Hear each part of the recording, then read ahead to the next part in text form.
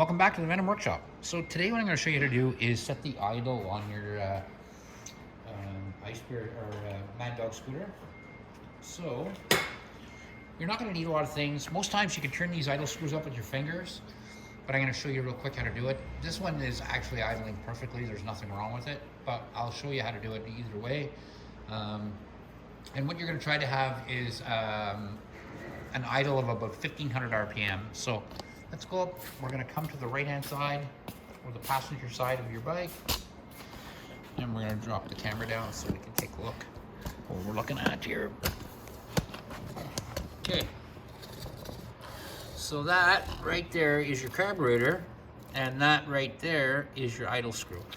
So what you would do is you would turn it clockwise to turn it up and counterclockwise to turn it down. So I'm going to go ahead and start this.